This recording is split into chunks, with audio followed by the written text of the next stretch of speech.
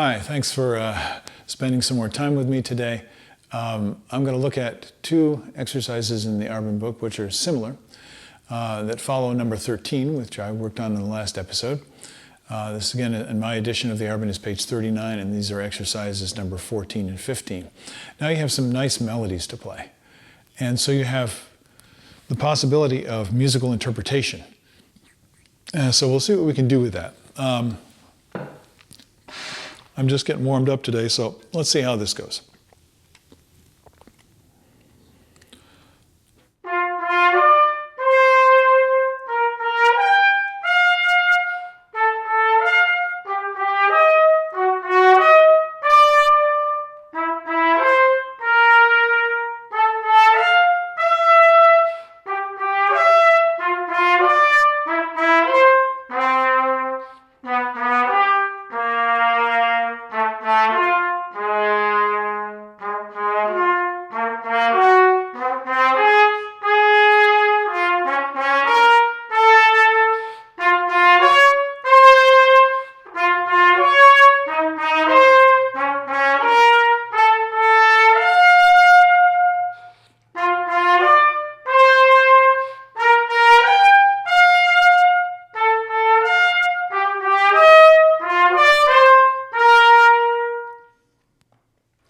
So I think you can probably hear I'm being pretty specific about what I'm intending to do with the styles, with the gestures. So one thing I want you to notice when you play this, and this comes from orchestral training, I suppose.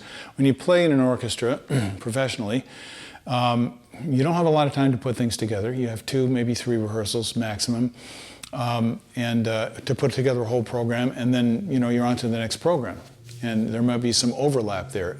Out at Tanglewood, with the summer home of the BSO, which is where I started playing with the orchestra in 1988, you have 3 separate programs every week. So some of you know how much work that is. That's quite a heavy schedule. So the cool thing about that is you need to learn stuff as quickly as possible and play it pretty literally.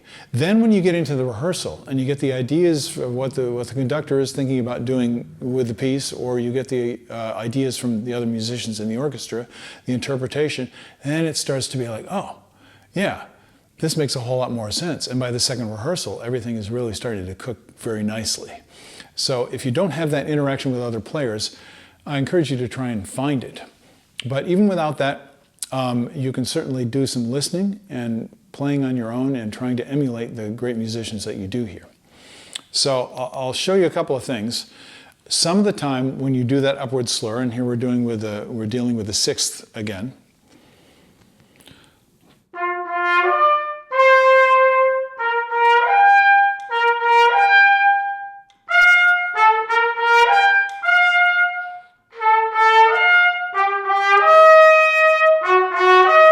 Sometimes you're going da, da, da, it's an 8th note. Da, da, da, there's an open release.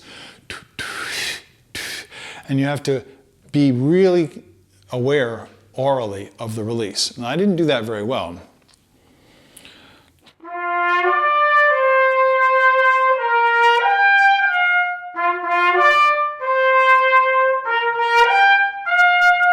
So I need to keep it nice and open as if I were slurring the whole thing and not kind of close in between. Then other times he has you playing a quarter note, and sometimes if you can, it's notated in some of the books, you can see it with a tenuto marking over the quarter note. So that means a little weight on it, and some of you may interpret that as being a long note, which just play a quarter note. So.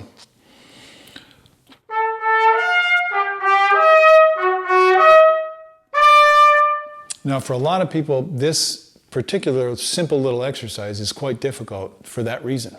It's about releasing notes and the breath control, which is required in order to do that gracefully. As we talked about before, you already know how to do this because you know how to talk. You can sing. You can go da da da da da da da da. So we don't have any problem doing that when we're using our voice. All you're trying to do is do that on the trumpet. It's not as easy on the trumpet, but that's what you're trying to work for. Okay, so this little tune is particularly good for practicing the releases, and I think that's mainly how you should use it. Now, of course, practicing at different tempi, I think I'm pretty close to the marked tempo here, and he doesn't give you a variety of tempo, he indicates a specific tempo. The next one, number 15, it says 72 to the quarter note. And that's pretty relaxed.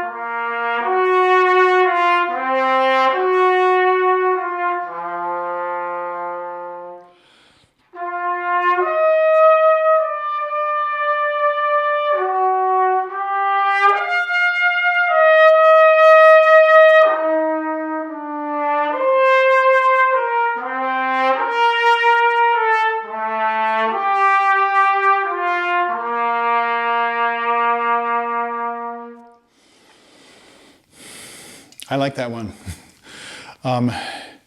It's not necessarily easy to play and sound as good as it would sound to play it on a clarinet or a violin or a flute or almost any other instrument. But that's something to work for. And this is obviously in a vocal style. So with this one, I think you need to let the music help you. You can hear the harmonic progression. You see how it goes into the minor mode. I hope some of the feeling of the music came through.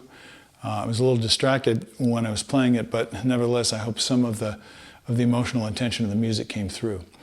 What I do on something like this is I might play it the way it's written, as I attempted to do that time, and then I'll play articulation on it in the subdivision.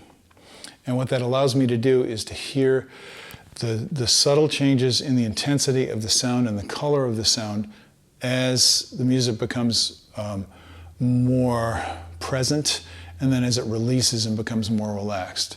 So I'm going to do that now for you, and then let you go practice.